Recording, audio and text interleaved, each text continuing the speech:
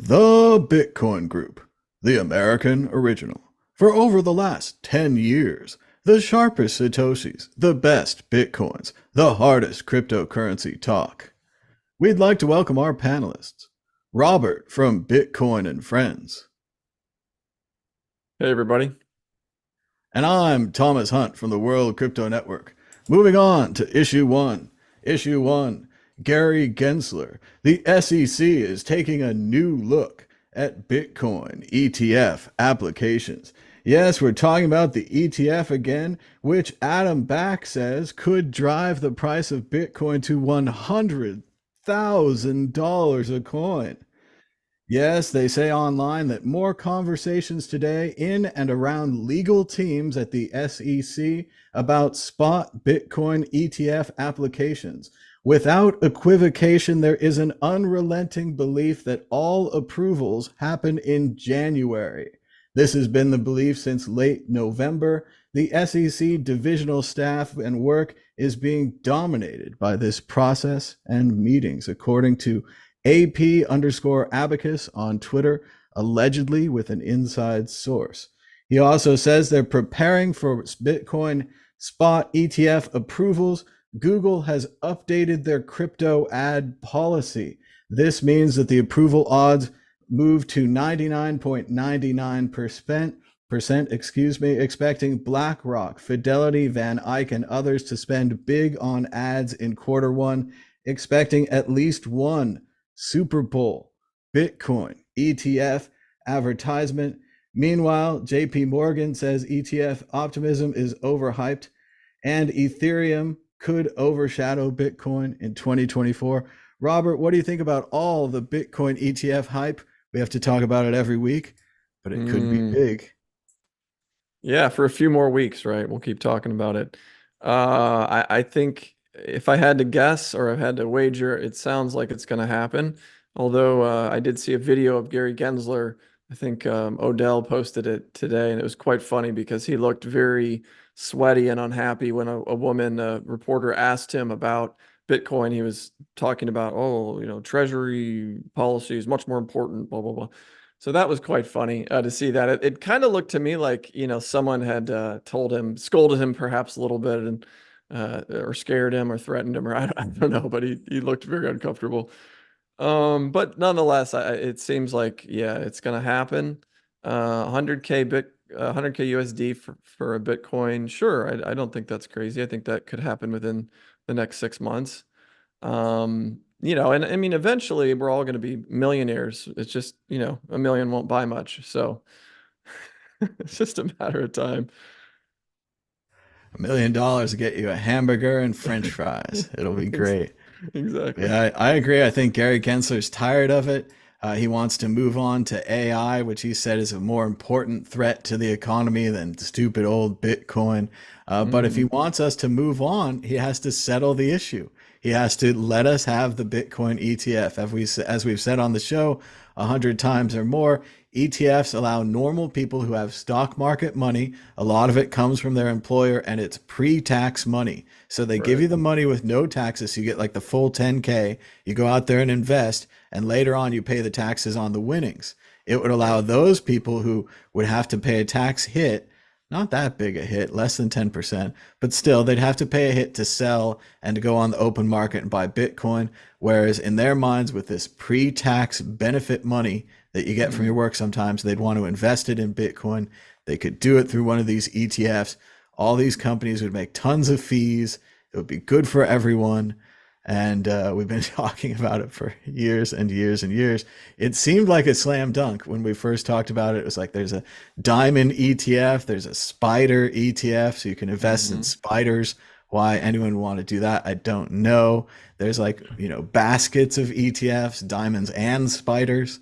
So there's all these kind of things you can invest in, but they're like, you can't invest in Bitcoin. And I think they're coming around to it. I think we're going to see it, as Adam Back said, with the price 100K before Bitcoin halving. And he's saying a lot of that because of the ETF. Let's move on to the exit question, kind of based on this article here. JP Morgan says ETF optimism is overhyped and Ether could overshadow Bitcoin in 2024. We've talked about it before, but I don't think, Robert, we've gotten your opinion. After there's a Bitcoin ETF, Mm, it kind of seems like you gave a mouse a cookie, and there'll mm. be a Ethereum ETF and a Litecoin ETF and I don't know what else ETF. What do you think about the possibility for altcoin ETFs in 2024? Right.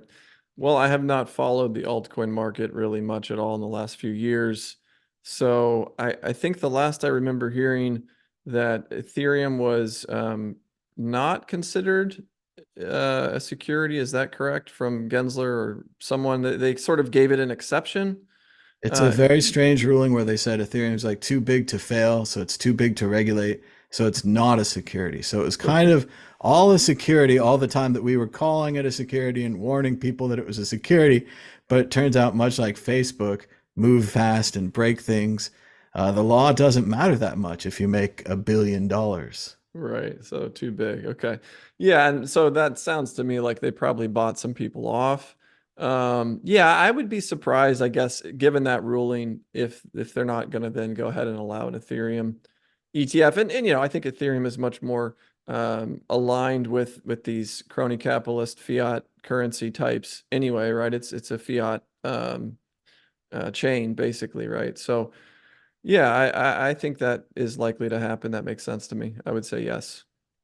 It has changed a little recently. It's more deflationary than it used to be, but I agree with you. It does fit with the businesses. There's a way to roll back the chain if you get hacked.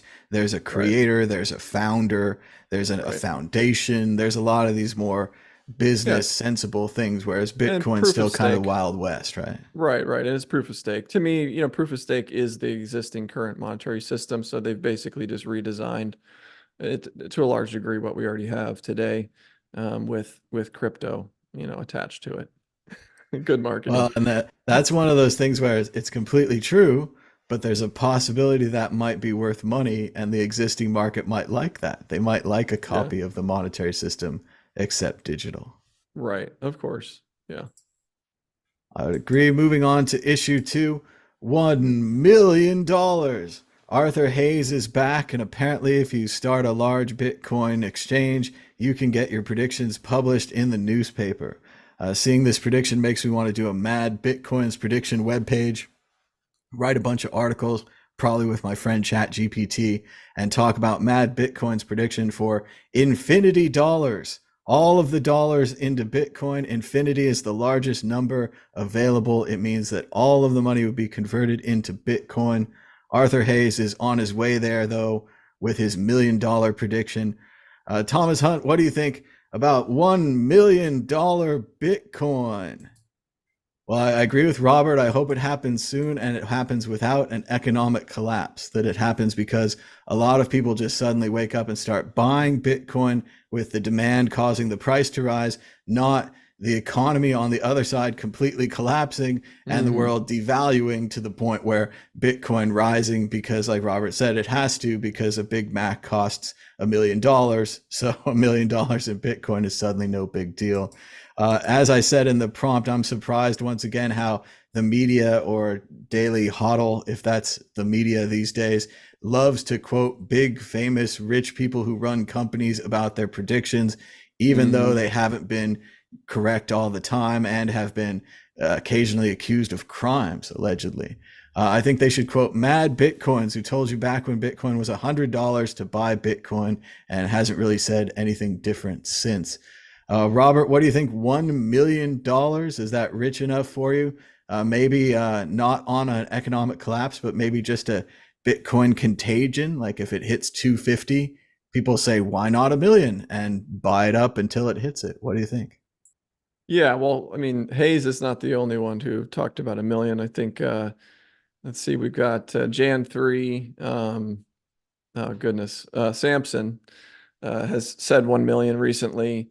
And then you've got, I think, Sailor. I think I saw something about 5 million on the table, although I don't know what timetable he's given for that. Yeah, I mean, it's of course, Bitcoin will be $1 million someday for sure. It's just a matter of, as you said, is it because the dollar has collapsed, or is it because Bitcoin has, you know, hyper Bitcoinized or is in process of doing so? But eventually, and it'll be a combination, most likely, of those two things, right? Because I was reading, I think from the links you provided today, that don't want to spoil it, but it looks like they're probably going to cut interest rates again. They're nodding in that direction. And so if we're back in a risk on environment, then sure, Bitcoin to 1 million in 2024, I think is possible. I don't know if I'd bet heavily on it, but I think 500,000 for sure is very doable in my mind, and potentially 1 million. Yeah. We've come so far. 500,000 is easily within sight now for Bitcoin. Back in the day, it was $100, and I was begging my friends. I was like, "Buy Bitcoin, set Yeah. up your accounts, buy it, sign up for this thing, put all the money you have into this weird Coinbase website," and nobody would do it. Nobody Oh yeah. listened. I But remember yeah, I remember when I tried to orange pill my cab drivers in New York, and I would be like, someday this is going to be worth $1,000, or maybe a couple thousand. Like, yeah, it's been wild. I mean, it's been almost 10 years for me, I think, at this point, and longer for you. And we just keep winning, Thomas. So how can we win so hard and for so long? well, and Thanks to Bitcoin, right? once you get to that point, it really does start to like come true. Where I had this contest years ago, 2014. I'm supposed to do a show about it when it comes up to the anniversary and everything. But Mm, the costume contest, and I put up little QR codes, and I gave everybody a paper wallet. It was the only copy of the wallet. I wrote that on the envelope. This envelope is money. Save this envelope. yeah. And we raised about, because people voted with donations, we raised about $60 for the Mm, top one, the alien costume. And now mm, it's worth like 5 grand. And it's nice. unclaimed, it's locked in this wallet. And if they save that envelope, if they save that piece of paper, they have 5 grand. And if they didn't, they have, what's even worse is a story we can tell every year or every 5 to 10 years where we say, I wonder how much that 5 grand is worth now. Oh yeah. Oh, I'm And it sure. keeps getting worse and worse. So we got to move to the exit question. The price of Bitcoin predicting against the Bitcoin predictor ball, the source of all truth and knowledge. Robert, this time next week, will the price of Bitcoin be higher or lower? Oh, I would say higher. Yeah. Higher. We're going to ask the ball. Shaking it could cause bubbles.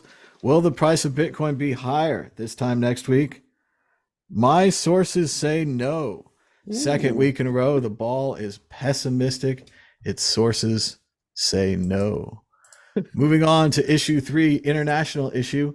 Argentina's Milei, so far shunning Bitcoin as predicted on this show, devalues the peso by more than 50%.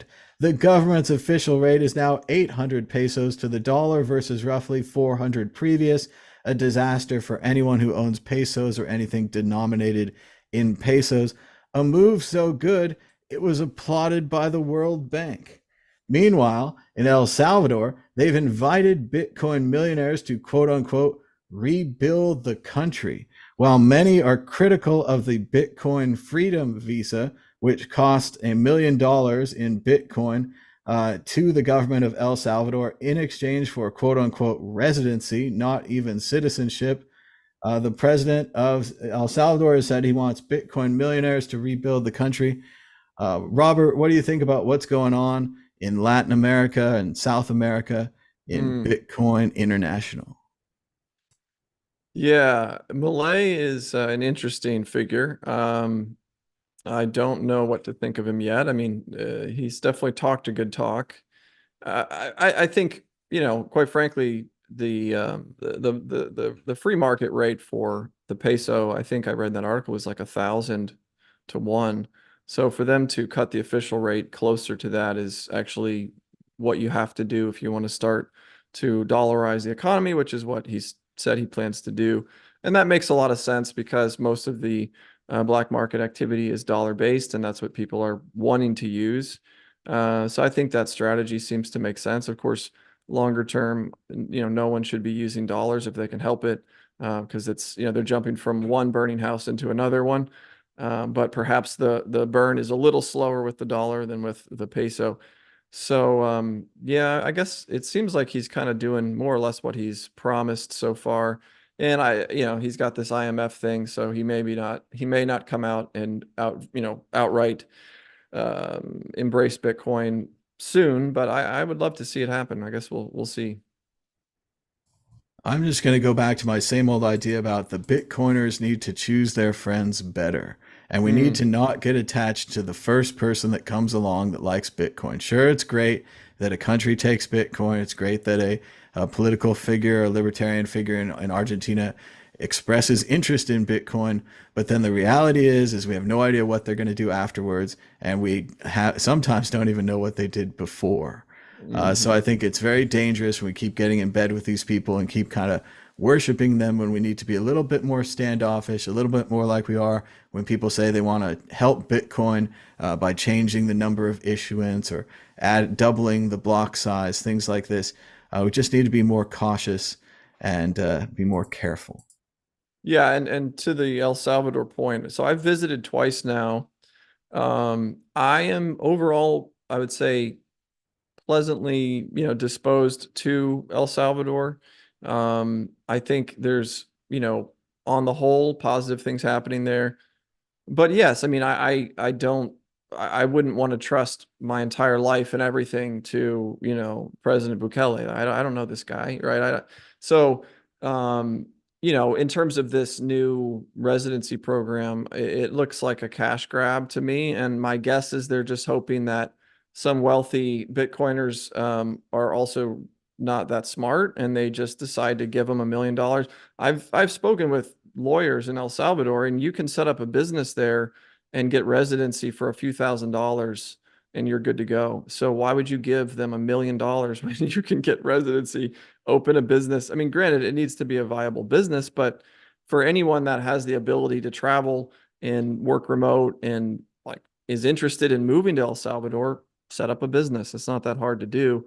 And yeah, you can save yourself, whatever that is, 900 and you know 98 $995,000, right? Yeah, come Well, talk to me, I'll help you out. it was shocking as well to see the difference between El Salvador passport, which you can't really travel anywhere, and the EU passport, which, as we know, you can travel and live anywhere with the EU passport. It's an incredible thing, and you could Mm, get it for far cheaper than right. what he was offering. So I thought the passport program wasn't that great. The article this week where it kind of says like, you got lucky and you were early on Bitcoin. Maybe you even have libertarian feelings. Why not come down to a random country called El Salvador and help us rebuild? I didn't really see it. I was like, they could rebuild their own neighborhood. They could rebuild Detroit. They could, rebuild Canada, wherever they're from. It doesn't matter. The idea that they would be randomly attracted to El Salvador, I suppose, because, like we said, it's a Bitcoin country and they have a Mm, Bitcoin beach and they've had some conferences and, Robert's been there. But still, I mean, we have to be more careful about if we're going to give someone millions of dollars or even more. But it is interesting, and why not try this? If you're sure. from a small, poor country, why not give this a try? If you're an elected leader or an unelected leader, either way, why not give this a try? And maybe it works. Maybe there Sure. are some people with way more money than sense and no interest in how it's spent, and maybe they can spend it nice. Build a water treatment plant or something. I mean, there's lots of positive aspects that Sure. could come out of this, but I think, yeah, we just need to be more careful, and it's interesting to see how this can turn out. And once again, anyone can put the Bitcoin hat on, and we can't stop them. Right. So, Right. we accept this. Affinity Yeah, scamming will continue. exactly. It Yeah. will continue. We will continue to have no way to stop this. But for now, we'll Yeah. have to move on to the next issue. Yeah. Issue 4, bad timing for Sam Bankman-Fried. Here's how much FTX's assets would be worth now. And I suppose this kind of article is going to keep happening. Obviously, he was accused of crimes and he admitted publicly on CoffeeZilla and other shows on the internet that he commingled funds with inside his business. He did not keep investment and savings funds separate. But now they're saying because he had so much Solana, he also had an AI company, he had something called Serum, that now he might even break even. And if only he'd been able to stall and last longer, maybe he wouldn't be going to prison for life. Thomas Hunt, what do you think about FTX and Sam Bankman Fried breaking even? Well, like I said, I do think these articles are going to go on, and we could talk for years and years about the value of his assets in the future. but the value of his assets at the time of trial were what they were. Could he have perhaps stalled longer? Could he have delayed his trial the same way that Elizabeth from Theranos delayed her trial by getting pregnant? Not exactly. Maybe he could have had a family and a girl and she could have gotten pregnant. It's not exactly a junior situation with Arnold Schwarzenegger, but maybe if he had Great Depression or some kind of illness or something, he could have delayed the trial. That's an interesting what if. But as we know, SBF looked terrible in his trial, did bad on the stand, did bad with the plan, caused all of his friends and family to testify against him, his family to watch what he had done, what they had spent the money on.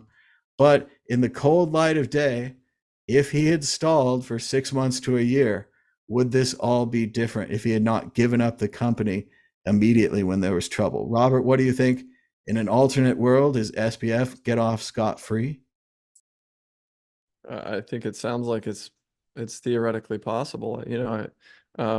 Yeah, I mean, it's what do they say? The famous, everyone looks good when the water's out, right? It's when the water comes, when the tide goes out, rather, then you find out who's naked. So he was clearly, flying a little too close to the sun, with all of his dealings and commingling, and yeah, no, I don't have any real sadness for the guy. I mean, he was doing a lot of criminal things, taking client money and gambling with it. So yeah, I mean, it's kind of sad, but it's also that, yeah, I think he's getting really what he deserves, right? So yeah. Well, we've seen before in the past with other Bitcoin scams that because, like we were saying earlier, the price of Bitcoin trends to go up. If you Mhm. had said, "I'll hold a Bitcoin, till it's $1 million," and sold $1 million worth of tickets, at some point you could be correct, and that could be a fair ticket where you trade him $1 for that ticket again. But it Mhm. might be a while, and it's all about the representation. Right. SBF and the Right. company represented that they would hold your money separately, that they would not be gambling and investing with your funds. It turns out that they were. They were Right. giving them to another company called Alameda, allegedly, of course, and so forth from the trial. But the company Alameda then lost the money. That was your money. That was your savings that wasn't supposed to be gambled with and invested. So it doesn't really matter if the gambles would have paid off. It's like saying, I bet, all of your money on the Super Bowl and I won. So it's okay Right. because I won. Whereas very easily with many events beyond my control, I could have lost the Super Bowl bet and it would be a disaster. So yes, still no good. But Yeah. let's give him credit for writing the article and for trying. And horror upon horrors, if Solana and these other strange things and the AI company becomes a big success, we're going to see other articles where they talk about like SBF was a genius and a Mm. generational investor. And if only he'd been allowed to carry out his plan, all of the people in his company would have been fine. So Mm. it's Yeah, you another should. series article like the if you'd invested $1,000 in Ripple Right. at this day, you'd make this much. Yeah. Yeah, which is unfortunate because regardless of what happens, he was still acting illegally, right? He was lying to people about how he was using their money, what he was doing with it. So yeah, SBF. I mean, it's good that this whole thing is blown over finally for the most part, and we can move on from him. Well, and a lot of the things that we give him credit for, the reason we know his name, the reason we know FTX, because he bought Blockfolio.app, because he bought the arena, the FTX arena, because Right. he bought Tom Brady. If you follow the trail of where the money came from, it probably came from customer deposits. The Mm-hmm. reason we know about him, the reason of his fame and all of these things is customer deposits, bad management, bad setup from the beginning. It's shocking that it happened at this $1 billion scale, Right. but otherwise it's the same old story, the same old song and dance, right? Yeah. Yeah. Exactly. All right, let's move on to issue 5, grab bag. We've got a little bit of everything. In Mm. 2014, Jimmy received around 23.5 Bitcoin from kind strangers. That's more Bitcoin than 99% of the world will ever own. Jimmy sold it.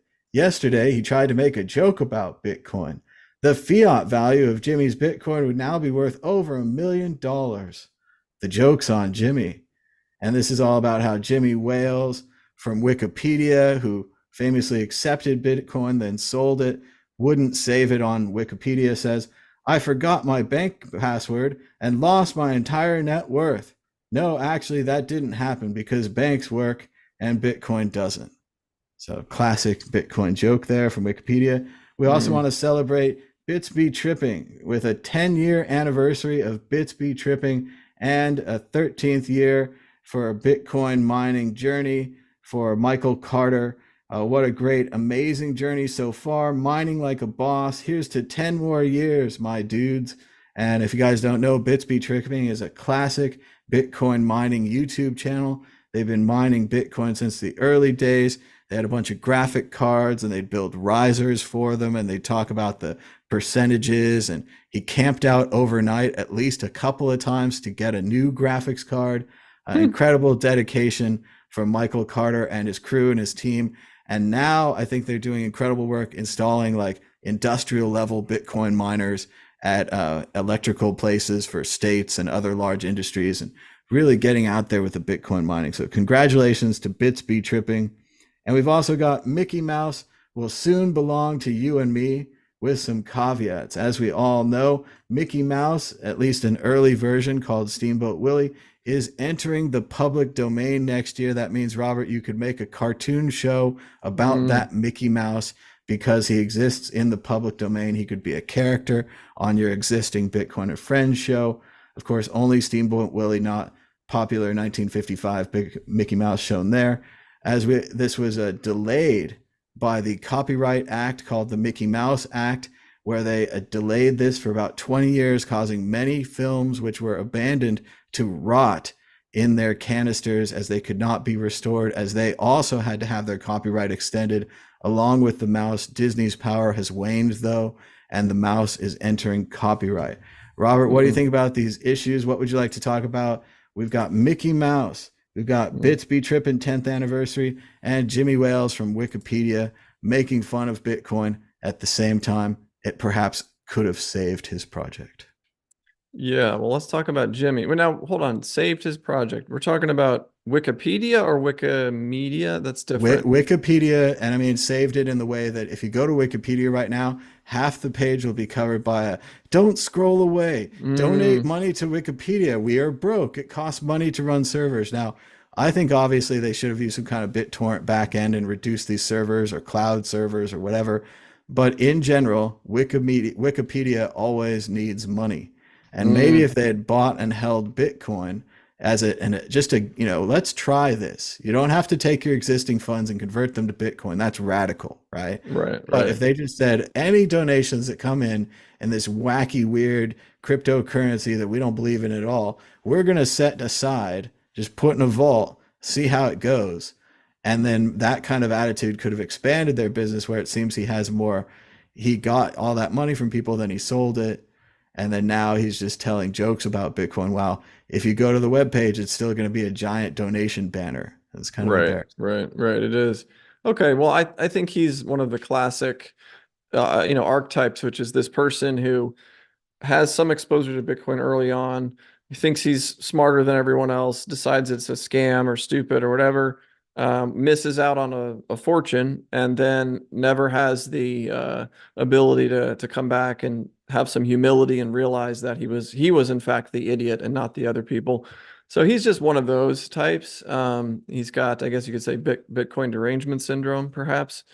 And so he'll probably be stuck. He'll be one of the very last to adopt Bitcoin, and he'll probably be, poor and broke and crying. And that's kind of sad for Jimmy, but it's his ego's gotten in the way, it sounds like. And I mean, good riddance to Wikipedia. I mean, it's Wokepedia in my opinion. I don't trust half of the stuff written on there. So, and I wouldn't give him any money. So it can burn. That's all I'm saying. I don't care. Oh, come on. Let It's it, not let it that burn. bad. But he did make a bad choice about Bitcoin. I think you got him from the beginning there. He did think he was smarter than everybody. He himself probably had lots of money. His company had lots of money. And he said, what do I care about these 23 Bitcoin? Right, And I think right. Wikipedia and Firefox were both the same ones. I think it was Wikipedia, though, who published a study where they said the more options that we put up for donations, the less money we get. So that made sense for them to reduce the number of options for donations. But Mm, Bitcoin is so easy. They could put an address at the bottom of their page. They could put a little text there. They could say, we're aware of Bitcoin. We're vaulting this address. We're securing it. You can send some here. There's many ways where they could have casually side accepted Bitcoin. You don't have right. to put it in the order flow because obviously, credit card's the most popular. You don't Sure. have to say, oh, what about Bitcoin every time? But if they'd done that and saved the money, it would help them a lot. It's an open source encyclopedia project. It serves people. It's really good. I mean, it's political issues, it's up and down. Like current events, it's up and down. But it's really interesting how fast it gets edited when a celebrity dies and so Mm, forth. What a great source of general information it is. mm. So I think it's sad that he didn't see that. Let's go to the second one. Obviously, Robert, I think you joined me in celebrating Bitsby tripping 10 years in Bitcoin, 13 years for Michael Carter. It's a very Oh cool yeah. channel. It's very niche. I mean, if you're not into Bitcoin mining, if you don't know what a mega hash is and a graphics card with a blah, blah, blah and a you're not going to be into it. But one, a great accomplishment that they're still going and Yeah. that they're, doing the heavy duty mining now. I've never heard of the channel, but I think I will check them out after this. And yeah, congratulations. I love it. I love seeing Bitcoin success stories. I think we're going to see many more of those in the coming years.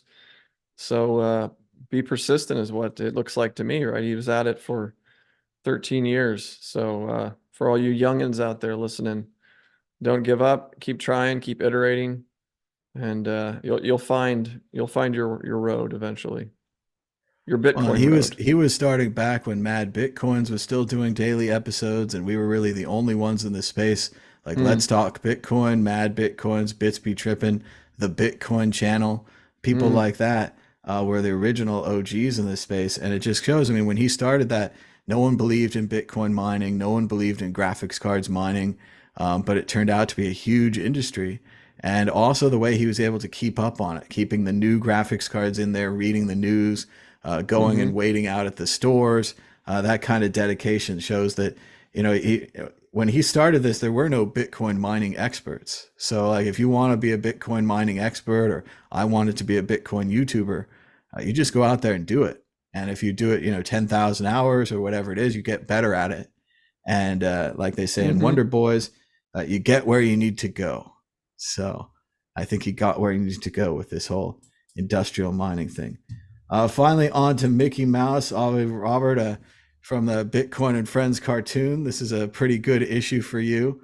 I, of course, am pretty mad about the film preservation crisis caused by the Mickey Mouse copyright amendment, which Mm, basically extended public domain like another 20 years to protect the mouse, which I mm-hmm. get it from a corporate standpoint. He's their logo. They don't. We saw what happened to Winnie the Pooh last year. Winnie the Mm-hmm. Pooh, not the Disney version, but the original classic, entered into the public domain. And sure enough, a crew of intrepid filmmakers made a horror film with Winnie the Pooh with blood on his mouth, and he's an evil bear and he eats people. And I'm sure they're going to make a follow up next year, Mickey Mouse or Steamboat Willie, with the violent fangs and the claws, and try to really kind of take the character for a ride, which is kind of the whole point of public domain. Mm-hmm. After a Mm-hmm. certain amount of years, I think it's 100, maybe 120 with the mouse troubles, uh, the story has to be let go. It's okay for the family to make money off it, for the original man to make money off it, and they can still sell versions of it. But the idea kind of needs to go back to the public domain. And the idea of the singing, whistling Steamboat Captain, Steamboat Willie is re entering the public domain. Robert, what do you think about this issue? Hmm. Well, I'm not a big fan of Disney, especially after what they did to Star Wars. So, yeah, I kind of hope it happens. I hope they get lampooned a lot on their Mickey Mouse character. I think it could be quite fun to see what people do with it. Yeah, in general, I'm not a huge fan of copyright and things like that. I think, you build you create good content, and people will appreciate it. And building these moats around things. I mean, Disney to me is kind of it's been dying for a long time. But yeah, it's kind of fitting that this is going to be hitting public domain right around the time that Disney is losing its relevance. So There you go. It is an interesting end to like a Disney century or a Disney Mm-hmm. half century. And while, of course, the original creator was great, some of the lesser people that came afterwards have made a mess of the company from time to time. So it's interesting to see. I think, again, it's for me, it's mainly about the film preservation aspects of the other films, which will Mm-hmm. all come into public domain and which literally were and continue to be at danger of rotting in their film canisters. If Mm. a film is not public domain, it can't be restored for free. It can't be adapted for free. There's a possibility you do all this work on the film and they come in and sue you and you have to take it down. Or worse, you have to pay money for restoring someone else's film that you don't own. So Mm. it's a big effect on film preservation and just general things like a bunch of films you don't care about from the 20s that could have been restored and been on the Internet Archive or a library somewhere. Someone could have used them. They could have made other stuff out of them. We lost that. We gave that up as a trade so that we could have 20 more years of the mouse being protected. So now, why wouldn't the corporation, Disney Corporation, restore these things? These There's are these value are there, uh, right? these are abandoned films. So if you made a film in 1920 and it was released, it's still under copyright to your company, but your company is a dead company. Not every Mm. company was repackaged and sold like Polaroid or Atari, where there's T-shirts now. If it was like Jones Brothers Films and they went out of business, but they made 30 great films in 1920 to 1928, we can't restore those because even though right now we can't prove that someone owns Jones Brothers, if it Mm. comes down that they find it in their vault or their closet that they could own it, they could sue us for distributing their remastered versions of their Jones Brothers films I see. unless they're in the Mm. public domain, which, as we see, the public domain is extended. It was kind of reasonable before at 100 years. I think it's 120 now. I don't know Right. for sure. Don't put your case on that. But Yeah. Yeah. yeah, that general idea of things slowly, eventually entering the public domain, and then especially now with the modern era of remix and computers, and even what we saw Winnie the Pooh, Hmm. affordable CGI, things like this, there's an incredible amount of work that could be made with this mouse. Right. So it'll be interesting to see what they do next year. And Robert, you're here from Bitcoin and Friends. We've got the webpage up right here. Do you want us to play the trailer? Sure. Go for it. So let's see right here. I wanted to show the graphics on the webpage. Let's see if I refresh. Here it is right here at btcandfriends.com. The season 1 trailer for the new Bitcoin and Friends. Oh, I don't know if the audio is coming through. Is it not coming through? Let's try one more time then. I don't hear We're it on at a least, different but computer this week. So let me try one more time with sure. a share sound enabled this time. Optimized for video clip. Oh, we'll do all the buttons. Here Mm. we go. We'll rewind just a little bit. btcandfriends.com. Access to the microphone. Okay, great. The humans are close to Working? releasing their Yep. own decentralized cryptocurrency called Bitcoin. It is the final stage of their evolution as a species.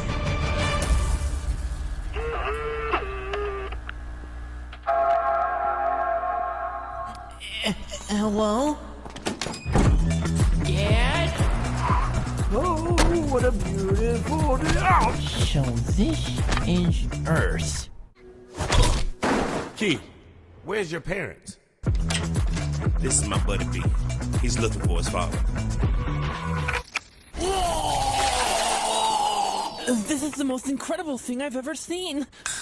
Do it like that. Soon the big bank is gonna own half the city. We're building a fortress, a place where the Bitcoin community can unite to fight the forces of evil. Boy, Sapphire Tower will soon penetrate the sky. Let the construction commence. Hold that shovel, Mr. Sapphire. What? I'm afraid there was a last-minute bid on the land. Howdy. You sold my land to a bunch of crackheads? How much you want? We only take Bitcoin. You've awoken the dragon. So long, Bitcoin. Might have cranked the hash rate up a little too much. Go, B, go! Nothing can stop you.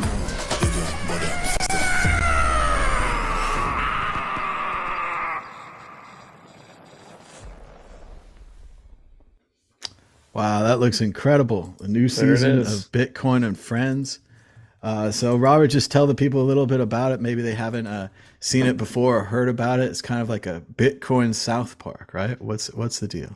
Sure. Yeah, that's a decent way to put it. So we wanted to, anthropomorphize Bitcoin as a character and follow his life story. So he's born, his father leaves, creates him and leaves him for his own safety. And then he's in this world trying to understand his place in it, what he is, who he is, what he's supposed to do, and runs into some characters, including metallic butane, or butane. I think we call him metallic butane is what we call. Yeah, so it's basically telling the story of Bitcoin, but having some fun with it. It's not exactly historically accurate, but there are some elements that rhyme. We introduce a Craig Wrong character, and some folks may have seen it. We actually released in 2019, and we've gone back to the drawing board and totally redone the first season. It's probably 90% new content. So it's a very different beginning and end are somewhat similar, but most of the middle of the season is totally different. But yeah, we toned down. It was a little bit more raunchy. We've toned the language down. We wanted to make it a little more family friendly. Still got some some innuendos and jokes and stuff. So I think it's going to hit with a lot of people.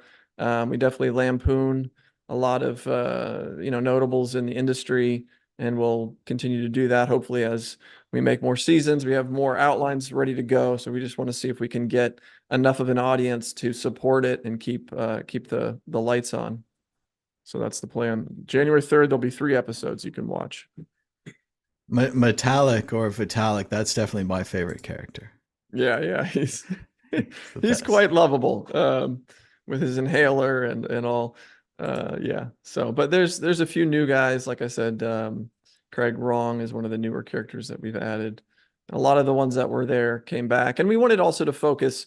We got sort of pulled in too many directions in the original, right? So we've focused on the 4 core characters: Bitcoin, Metallic, Harold, and Jones. So it feels a little bit more like a sitcom, and there's a lot of fun back and forth between the characters. But yeah, looking forward to you getting to see it as well, Thomas. And for those who didn't know, Thomas has been involved a bit in the background in terms of ideas, and hopefully bring him on a little bit more as we move into second season. Yeah, I definitely love the the writer's room. Vitalik. The Vitalik character is so good. He has this like love for Bitcoin. It's a little over the top, a little romantic perhaps. Yeah, And yeah. it's just great to see him. And I've met him a couple of times in real life, and he really did have this love for Bitcoin before he turned to the dark side and became Right. Ethereum. And I don't know if that happens yet in the show because it's so early in Bitcoin's early days. But it's great to have Vitalik there and to have him as like you said, like this goofy character with inhaler and the getting overly excited and geeking out on stuff. It's just it's a great creation there.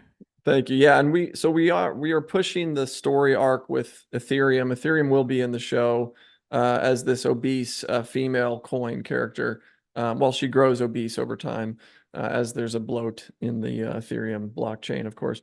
Yeah, I mean, we really, there's a progression and a story here. So first season, Metallic is sort of flirting with modifying and changing Bitcoin and doing all these extra things, smart contracts and things he wants to do with Bitcoin. That doesn't work out. So he will ultimately become, sort of despondent and move on from Bitcoin to Ethereum.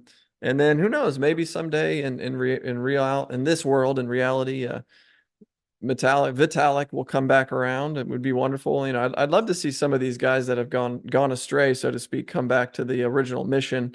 Same with the Cardano dude. I don't know if you saw him freaking out, but Hoskins, these guys have good brains on their shoulders. I just think they've gotten distracted, or maybe greed, maybe a little bit too much ambition or something.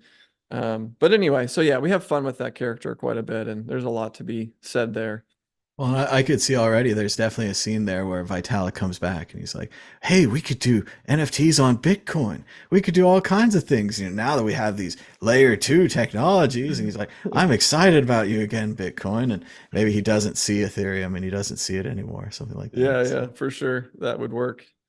But yeah, everyone should check that out at btcandfriends.com. We need to go to predictions or story of the week. We kind of did story of the week. Robert, do you have a prediction?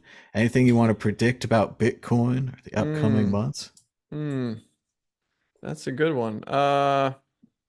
Good question. Well, I think by the halving, I'll say we're going to be at, I would say 100K by the halving. That's my prediction. All right, joining Adam back for 100K. Yeah, I'd agree the same kind of thing. I think we're just about to enter that period where people start calling you up about Bitcoin again. All your friends and family are going to see on TV that Bitcoin's back, that it's not dead. They're first going to ask, like, I thought it was dead.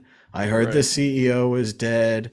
I read a negative article. They'll have some kind of reason that they believe that it was dead. And you're going to say, no, same thing you bought at $300, still worth more, still a good investment then, a good investment now. Yes, we're gonna recover this again when it goes to 80K, and you're gonna say, why didn't you tell me to invest at 40K? And I'm gonna say, I told you to invest at $300. And the same investment, same thesis keeps coming out that this Bitcoin is a good thing. So I'm going to continue with the positivity and say that Bitcoin's a good thing. Your friends and family are going to contact you soon.